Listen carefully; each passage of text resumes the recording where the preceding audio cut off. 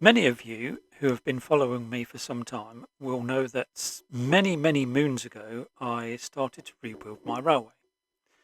One of the primary reasons was more storage in the hidden sidings. Now I'm just going to touch briefly on the terminology that I'm going to be using throughout this video. There's three terms that we can use to describe what this is, and that is fiddle yard, hidden sidings, or storage sidings. Way back when, in the 1970s, fiddle yard was the more common term, but these days I think that's got deep connotations of nefarious acts. So these days I like the term storage sidings. I should probably use hidden sidings for obvious reasons, as you're about to find out. And all of these terms relate to anything that's not on the main scene of a model railway. I've heard some people refer to them as the rest of the world. I picked some track diagrams and their descriptions out of some magazines, past and present.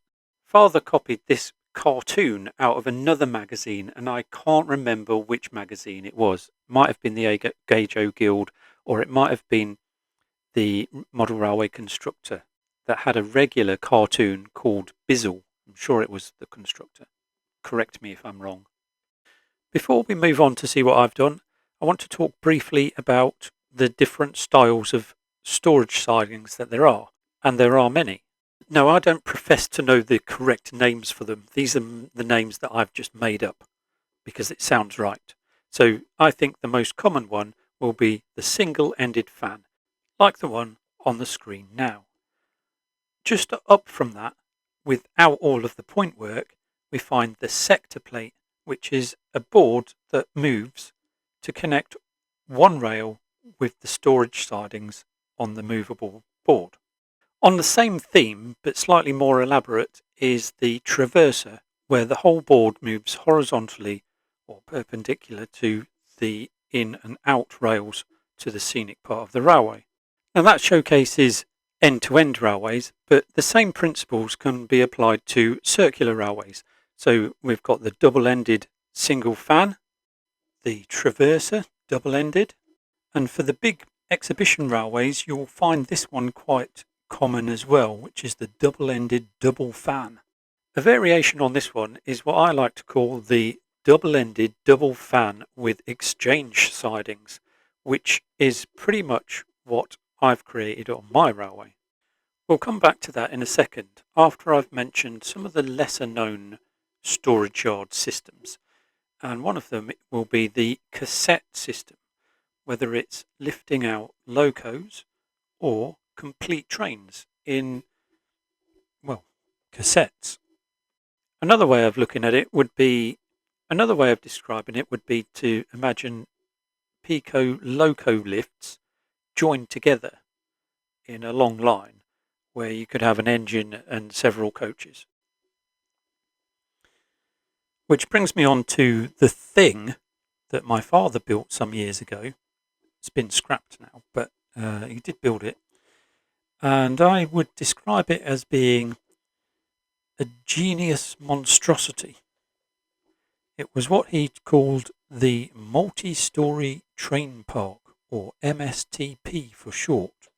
And it was literally two cassettes that were joined by cables, and you could pull one side down and the other side would go up.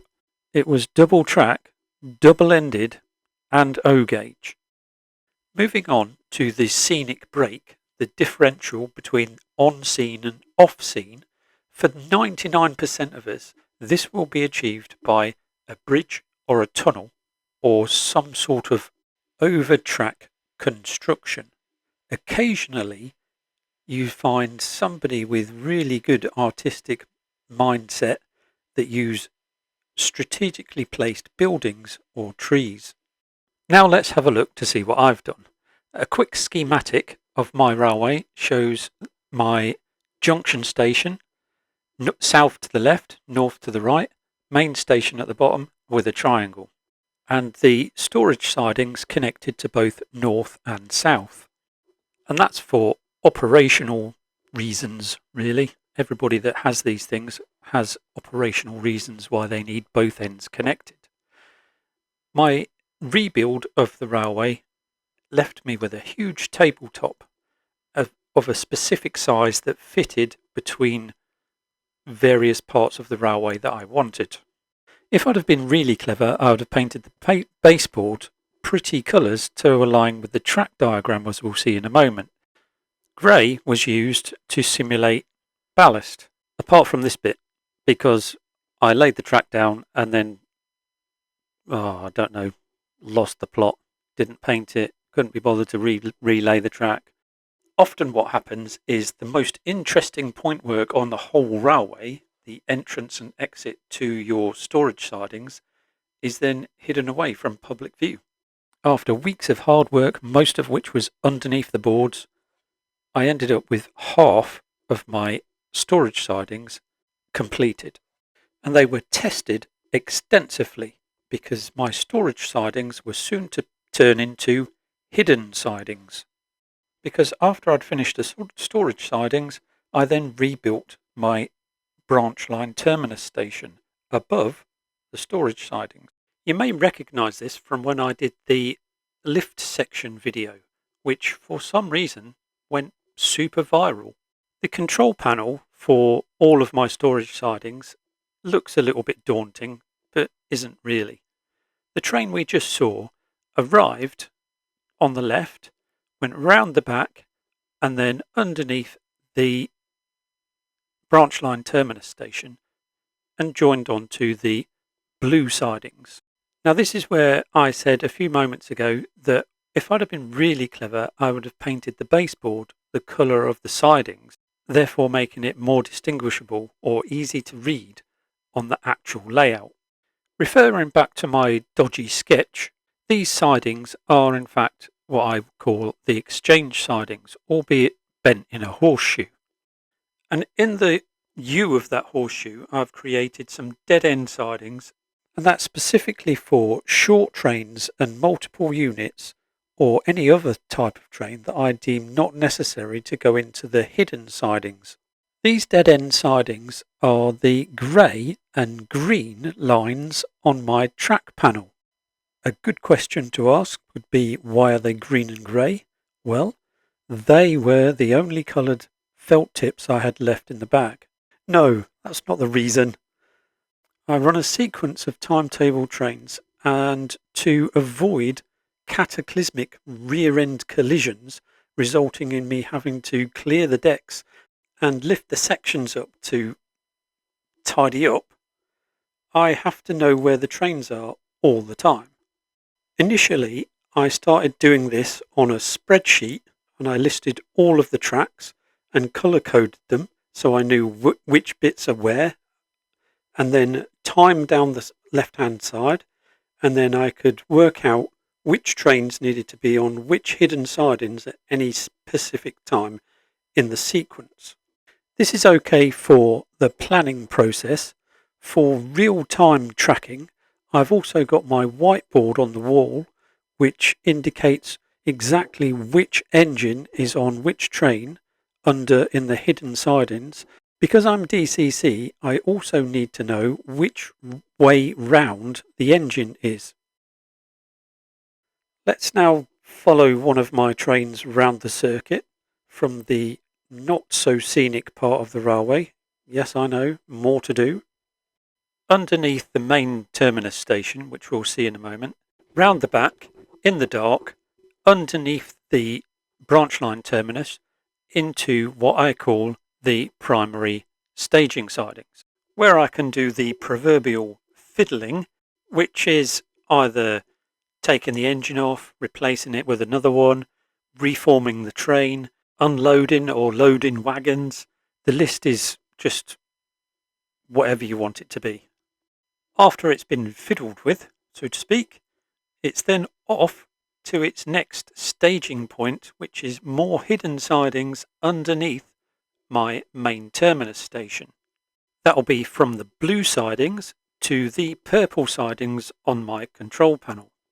And those sidings, like I mentioned a minute ago, are underneath the main terminus station. Access for maintenance and track cleaning is via the hinges on the baseboard, which I can lift up. The train comes to a natural stop at the end of these sidings because I've wired in a dead section. I'll explain how to do that in just a moment. If your layout is analog, then this is really easy to do. I'm going to butcher this so bad. It was so easy to do, but so difficult to explain. It might be helpful to watch my modifying pico points and basic wiring videos before. We'll keep it simple for a start off. 2 tracks fed into one. We'll call the red rail the positive, and that will be powered continuously throughout. I've used concrete track for the dead section, so it's easier to see, and on the black rail there needs to be plastic rail joiners at each end of each section. On our simple demonstration track panel, we can then take an extra feed off of the black wire. We'll call this one the purple wire, and we'll run that to a micro switch on the point motor, and that's the common terminal. From the other 2 terminals, we need a feed wire to each of our dead sections of track, which are indicated by the position of the point. One will be live, as indicated by the pencil pointing, and the other one will be the dead section. That allows us to run our locomotive along our powered piece of track into the dead section, and it will stop all by itself. This is all very well if you're running analog and basic DCC. More modern decoders are running the stay alive feature, which will mean that this is very difficult to do and needs to be done electrically somehow, which I haven't worked out how yet. Operating the point automatically switches the micro switch, which in turn flips the power from the dead section on and the powered section off. This allows us to then run our train continuously through into the next section. This is all very well with just 2 sidings, but what happens if we need 3 or more? Well, we just take one of the wire from the corresponding peg on the micro switch, feed that to the common peg on the micro switch of the next point motor, and then our original wire goes to our second dead section, and the 3rd terminal goes to our new dead section. The sky's the limit on this one, as I've got 2 banks of... The sky's the limit on this one. You can keep adding on for as long as you like. I've got 2 banks of 6 sidings, and these are my proper storage sidings, and they are hidden underneath my main terminus station, which is again accessed by more hinges and another lift section. I must have been off my face when I designed this. However, it has quadrupled the amount of storage space and reduced the amount of fiddling that needed to go on in my storage yards. Talking of which, I've probably oversimplified what they are in this video, because they are quite complex, but with the aid of Dave Fenton's Megapoints route setting has made it a pleasure to operate. Linking nicely back to our train that we was following, now that it's been fiddled with, stored and hidden, we can now send it on its merry way back onto the scenic part of the railway. I know it's been a while since I've posted a video, but hopefully the drought has now stopped with this one. I've lost my office space temporarily, and as soon as that's rectified, I will continue with the Hornby 31 saga. In the meantime, thanks for watching. See you next time.